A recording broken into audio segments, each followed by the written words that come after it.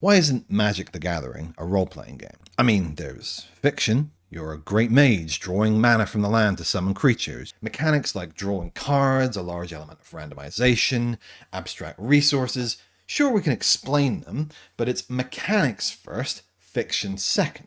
Fiction first is an approach, and it can be used with just about any system. Pretty much every game has a basic resolution system that can be repurposed towards pretty much any goal. You want to try and do something unprecedented, like maybe make a parachute out of nearby materials. Alright, sounds like dexterity or maybe intelligence. You guy used to work as a tailor? Alright, sure, I'll give you a +2 to that. This is nothing new. It's literally how the game started. I mean, you think they had rules for exhaustion or holding your breath when Dave Arneson was running the game before rulebooks existed?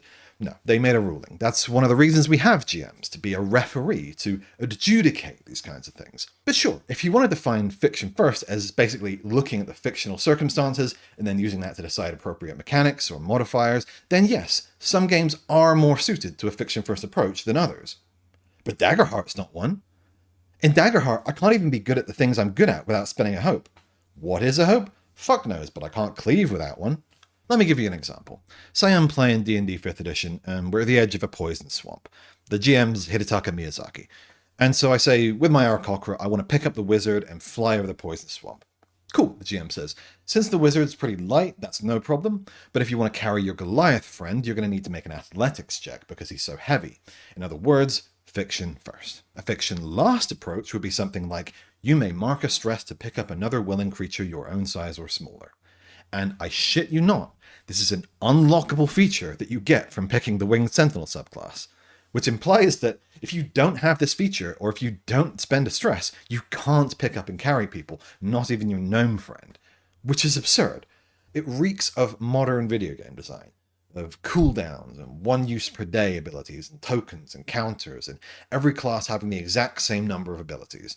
These are mechanical contrivances, complexity for complexity's sake, gameplay loops, which is not what I want out of a TTRPG. Listen, if you want that kind of stuff, good for you. I'm not saying your preference is wrong. What I am saying is, stop calling it fiction first. You can't just say shit. This is actually my new one-page RPG. You can see it's really good here. So this is actually a diceless RPG. You resolve all the mechanics in this game by drawing off the top of a deck of cards. So just to demonstrate. Oh my god, it's an Ace of Hearts. You take a step forward. Incredible.